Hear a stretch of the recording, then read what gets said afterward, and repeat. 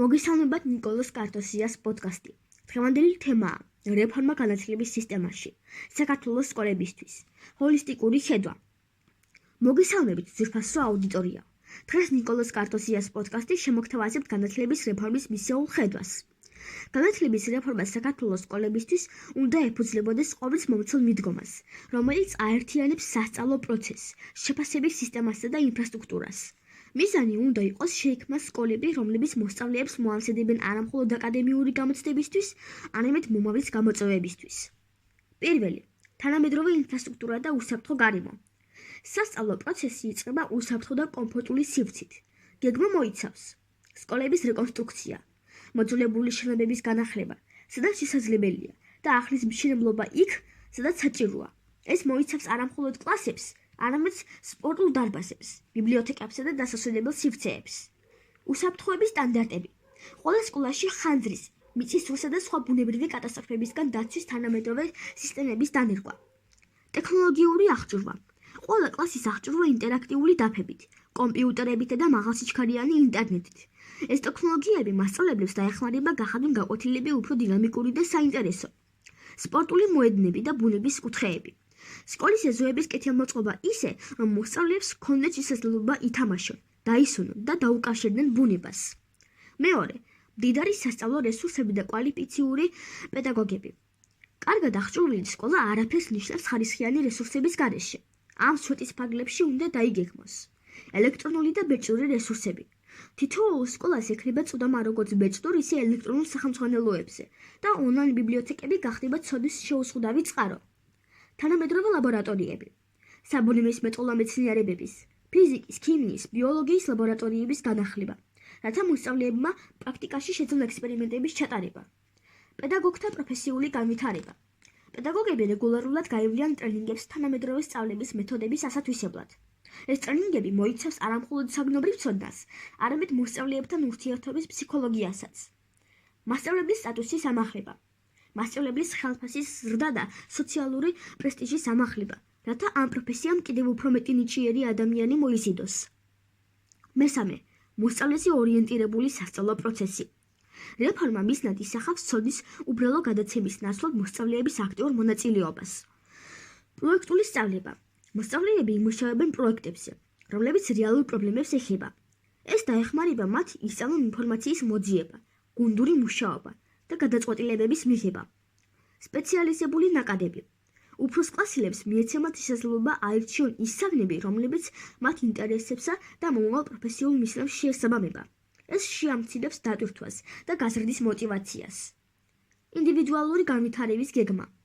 თითოეული მოსწავლისთვის შემუშავდება ინდივიდუალური გეგმა, რომელიც გაითვალისწინებს მის ძლიერ მხარეებსა და საჭიროებებს. შეფასების სისტემის რეფორმა. შეფასება უნდა იყოს არა მხოლოდ ქულა, არამედ დეტალური უკავშირი, რომელიც დაეხმარება მოსწავლეს გაიგოს, სად სჭირდება გაუმჯობესება. ეს რეფორმა მოითხოვს სახელმწიფოს, მშობლებისა და მასწავლებლების ერთობლივ ძალისხმევას. მიზანია შეიქმნას ისეთი სკოლა, სადაც ბავშვები სიხარულით ივლიან და მიიღებენ ყველა იმ უნარს, რომელიც მათ წარმატებულ მომავალს უზრუნველყოფს. აუდიტორიას მივმართავ კითხვით. რა არის თქვენი აზრით პირველი და ყველაზე მნიშვნელოვანი ნაბიჯი, რომელიც უნდა გადაიდგას ამ რეფორმის განსახორციელებლად?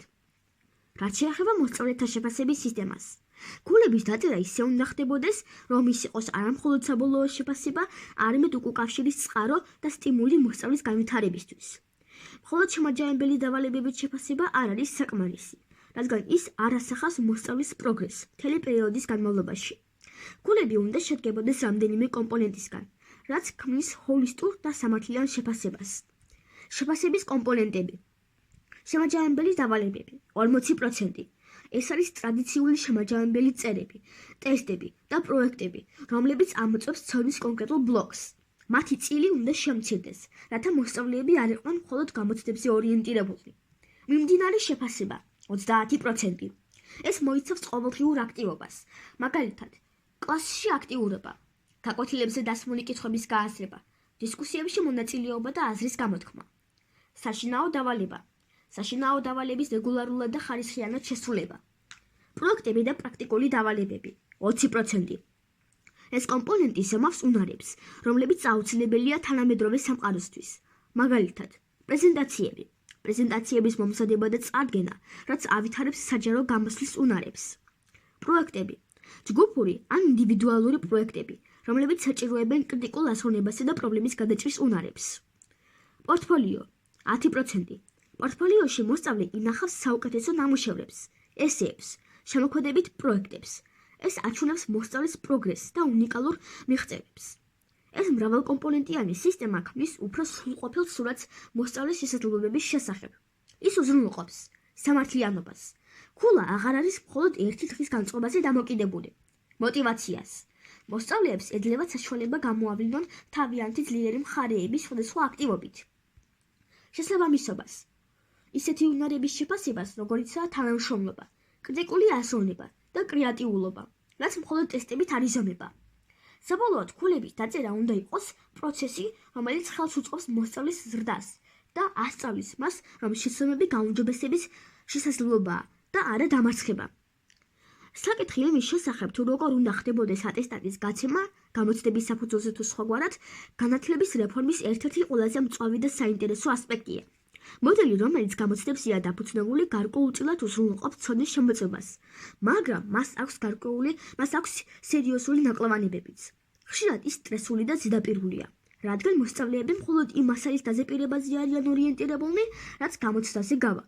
ეს მოდელი ვერ ზომავს მოსწავლის პიროვნულ ზრდას, კრიტიკულ აზროვნებას, პრობლემის გადაჭრის უნარებს ან შემოქმედებითობას.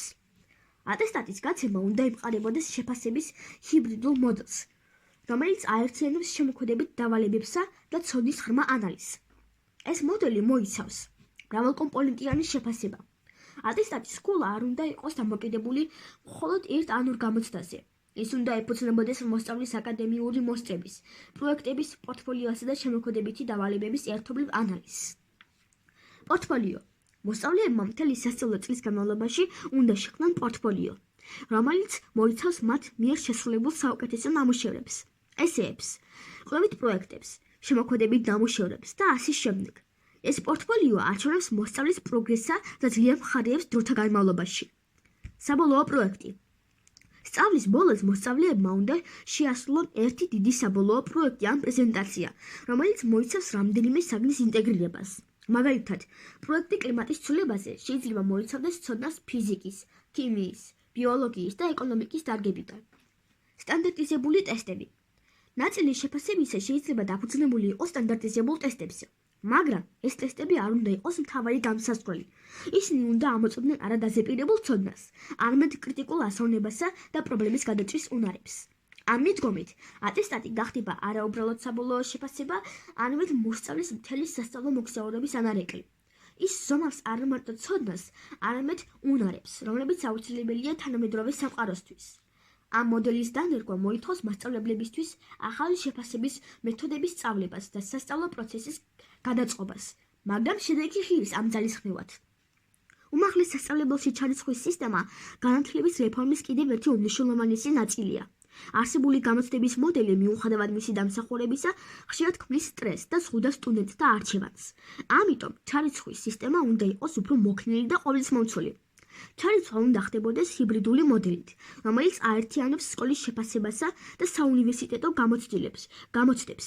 ამ სისტემის მიზანია არა მხოლოდ აკადემიური ცოდნის შემოწმება, არამედ მოსწავლის მთლიანი პოტენციალის დადგენა. პირველი, სკოლის შეფასება 50%. სკოლის შეფასება ატესტატში ასახული ქულების საფუძველზე უნდა ითვალისწინებდეს. საგნობრივი ქულები. საგნების საშუალო ქულები, რომლებიც მომავალ პროფესიასთან არის დაკავშირებული. მაგალითად, ინჟინერიაზე ჩაბარების შემთხვევაში მათემატიკა, ფიზიკა. პროექტები და პორტფოლიო. სკოლის პერიოდში შექმნილი პროექტები, კვლევები ან შემოქმედებითი ნამუშევრები. ეს განსაკუთრებით მნიშვნელოვანია ხელოვნების, არქიტექტურისა და დიზაინის ფაკულტეტებზე. სარეკომენდაციო წერილი. მასწავლებლებისა და სკოლის ადმინისტრაციის მიერ დაწერილი წერილი, რომელიც აღწერს მოსწავლის აკადემიურ მოსწრებას, მოტივაციასა და პიროვნულ თვისებას. მეორე, საუნივერსიტეტო კომპონენტი 50%. ეს ნაწილი მოიცავს როგორც სტანდარტიზებულ, ისე უნივერსიტეტის მიერ შემუშავებულ ტესტებსა თუ გასაუბრებებს. უნიფიცირებული ტესტები. ძირითადი უნარების შესამოწმებელი ტესტები, მაგალითად, ლოგიკა, წაკითხulis გააზრება, მათემატიკური აზროვნება. ეს ტესტები დაეხმარება უნივერსიტეტს შეაფასოს აბიტურიენტის ზოგადი შესაძლებლობები და არა მხოლოდ კონკრეტული საგნის ცოდნა. საუნივერსიტეტო გამოცდები. უნივერსიტეტებს მიეცემათ უფლება ჩაატარონ სპეციალიზებული გამოცდები, გასაუბრებები ან ტესტირებები, რომლებიც კონკრეტულ ფაკულტეტის მოთხოვნილებას შეესაბამება. მოტივაციის წერილი. აბიტურიენტმა უნდა დაწეროს მოტივაციის წერილი, რომელშიც განმარტავს, რატომ სურს კონკრეტულ ფაკულტეტზე სწავლა და რა მიზნები აქვს. რატომ არის ეს სისტემა უკეთესი? მრავალმხრივი შეფასება. ეს მოდელი საშუალებას აძლევს უნივერსიტეტებს შეაფასონ აბიტურიენტები არა მხოლოდ ერთი დღის შედეგის მიხედვით, არამედ მათი მთელი სასწავლო ისტორიის გათვალისწინებით. შემცირებული სტრესი. მოსწავლეები არ არიან ორიენტირებულნი მხოლოდ ერთ გამოცდაზე, რაც მნიშვნელოვნად ამცირებს მათ სტრესს. უფრო ინფორმირებული არჩევანი. სტუდენტები უფრო გააზრებულად ირჩევენ პროფესიას და უნივერსიტეტს, ხოლო უნივერსიტეტებს ეძლიათ საშუალება შეარჩიონ ყველაზე მოტივირებული კანდიდატები. ამგვარი სისტემა უზრუნველყოფს, რომ უმაღლეს სასწავლებელში მოხვდეს არა მხოლოდ ის, ვისაც დაზეპირება შეუძლია, არამედ ის, ვისაც ნამდვილად აქვს მოტივაცია და პოტენციალი გახდეს წარმატებული სპეციალისტი.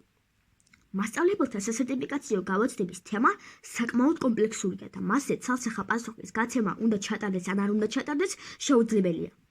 განვიხილოთ ეს საკითხი როგორც დადებითი, ასევე ორყოფითი მხარეების გათვალისწინებით. მასწავლებელთა გამოცდები მნიშვნელოვანია რამდენიმე მიზეზის გამო. ხარისხის კონტროლი.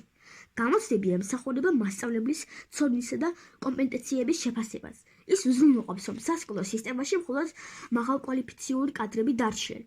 პროფესიული განვითარების სტიმულირება. გამოცდების არსებობა მასწავლებლებს უბიძგებს მუდმივად გადაახლოს საკუთარი ცოდნა და გაეცნოთ თანამედროვე პედაგოგიურ მეთოდებს. ეს ხელს უწყობს მთლიანად განათლების სისტემის წინსვლას. ანგარიშვალდებულება.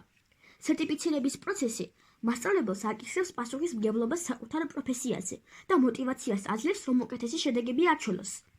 მეორე მხრივ, სასერტიფიკაციო გამოცდებს აქვს თავისი გამოწვევები. სტრესი და მოტივაციის დაქვეითება. გამოცდების სისტემამ შესაძლოა გამოიწვიოს მასწავლებელთა ემოციური გადაწვა და პროფესიის მიმართ ინტერესის დაკარგვა. განსაკუთრებით იმ შემთხვევაში, თუ მასწავლებელი წლების განმავლობაში ეფექტურად მუშაობს, მაგრამ გამოცდაზე მაღალ ფულს ვერ იგებს. შეფასების არაობიექტურობა. ტესტური დავალებები ყოველთვის ზუსტად ვერ აფასებს მასწავლებლის ყველა უნარს, როგორიცაა მოსწავლეებთან ურთიერთობის დამყარების უნარი, პედაგოგიური ინოვაციურობა ან კლასის მართვა. არასაკმარისი მხარდაჭერა. გამოცდების სისტემა ეფექტურია მაშინ, თუ მასწავლებლებს აქვთ სათანადო მხარდაჭერა მოსამზადებლად, რაც ყოველთვის არ არის უზრუნველყოფილი. საბოლოო ჯამში მასწავლებელთა სასერტიფიკაციო გამოცდები, როგორც ინსტრუმენტი თავისთავად არ არის ცუდი. თავარია, როგორ არის ის დალერგილი და რა მიზნებს ემსახურება. წარმატებული სისტემა უნდა იყოს მრავალმხრივი. ის არ უნდა ეკუთვნებოდეს მხოლოდ ერთ ტესტს, არამედ უნდა ითვალისწინებდეს მასწავლებლის პრაქტიკულ გამოცდილებას, პორტფოლიოს და მოსწავლეთა შეფასებებს. დამხმარე. გამოცდების მიზანი უნდა იყოს მასწავლებელთა კვალიფიკაციის ამაღლება და არა მხოლოდ დაწვრილება. გამოცდებთან ერთად უნდა არსებობდეს ძლიერი მხარდაჭერის სისტემა პროფესიული განვითარებისთვის. ადაპტური. სისტემა მუდმივად უნდა განიცდის რეფორმირებას და ეგუებოდეს განათლების სფეროში მიმდინარე ცვლილებებს. იდეალური იქნებოდა თუ კი სასერტიფიკაციო გამოცდები ინტეგრირებული იქნებოდა მასწავლებელთა პროფესიული განვითარების უწყვეტ პროცესში, სადაც გამოცდა მხოლოდ ერთი კომპონენტი იქნებოდა და არა ერთადერთი განსაზღვრელი ფაქტორი. სასერტიფიკაციო გამოცდების ერთ-ერთი ალტერნატივა მასწავლებელთა პორტფოლიოა. ეს არის დოკუმენტების ნაკრები, რომელიც ასახავს მასწავლებლის მიერ შესრულებულ სამუშაოს გარკვეული პერიოდის განმავლობაში. მაგალითად, ერთი სასწავლო წლის მანძილზე. პორტფოლიოში შეიძლება შედიოდეს საგაკვეთილო გეგმები, მოსწავლეთა ნამუშევრები, მაგალითად პროექტები, დავალებები, საკლასო დაკვირვების შედეგები, გარეშე პირის ან დირექტორის შეფასებები, პროფესიული განვითარების დოკუმენტები, ტრენინგების სერტიფიკატები, მონაწილეობა კონფერენციებში, მოსწავლეთა პროგრესის ამსახველი მონაცემები. პორტფოლიოს მთავარი უპირატესობა ის არის, რომ ის აფასებს არა მხოლოდ თეორიულ ცოდნას, არამედ პრაქტიკულ უნარებსაც. ამ მეთოდით ფასდება მასწავლების ყოველდღიური მუშაობა და მისი რეალური წვლილი მოსწავლეთა განვითარებაში. კიდევ ერთი მნიშვნელოვანი ელემენტი, რომელმაც შეიძლება შეცვალოს გამოცდები, არის უწყვეტი პროფესიული განვითარების სისტემა. ამ მოდელში მასწავლებლებს არ უწევთ გამოცდის ჩაბარება, მაგრამ ისინი მუდმივად გაგზავნა პროფესიულ ტრენინგებს და აუმჯობესებენ საკუთარ უნარებს. ამ სისტემაში გადამწყვეტი როლი ენიჭება მენტორობას. გამოცდილი და მაღალ კვალიფიციური მასწავლებელი ანუ მენტორი ეხმარება ახალბედა ან ნაკლებად გამოცდილ კოლეგას, უზიარებს ცოდნას და აკვირდება მის პროგრესს. ეს ხალხს უწყობს არა მხოლოდ პროფესიულ ზრდას, არამედ მასწავლებლებს შორის თანამშრომლობას და ცოდნის გაზიარებას. საუკეთესო გამოსავალი არის ჰიბრიდული მოდელი, რომელიც გააერთიანებს რამდენიმე ზემოთ ჩამოთვლილ მიდგომას. პირველი, ძირითადი კომპეტენციის ტესტი. მასწავლებლობის კანდიდატმა უნდა გაიაროს საბაზისო ცოდნის შესათავაზებელი ტესტი. ეს იქნება მინიმალური ბარიერი, რომელიც დაადასტურებს, რომ კანდიდატს აქვს ძირითადი თეორიული ცოდნა. მეორე, პორტფოლიოს წარდგენა. ამის შემდეგ მასწავლებელი, რომელიც უკვე მუშაობს სკოლაში, პერიოდულად წარადგენს პორტფოლიოს, სადაც ასახავს თავის პრაქტიკულ გამოცდილებას და მიღწევებს. მესამე, უწყვეტი განვითარება. პორტფოლიოს წარდგენასთან ერთად მასწავლებელი მუდმივად უნდა იყოს ჩართული ტრენინგებსა და პროფესიულ განვითარებაში. ეს მიდგომა უზრუნველყოფს, რომ მასწავლებელი არა მხოლოდ თეორიულად იქნება მსად, არამედ პრაქტიკაში შეძლებს ცოდნის გამოყენებას. ეს სისტემა ხელს შეუწყობს მუდმივ პროფესიულ ზრდას და გააუმჯობესებს განათლების ხარისხს, სტრესისა და ზედმეტი სირთულეების გარეშე. ახლა კი დაგემშვიდობებით. მომავალ პოდკასტამდე.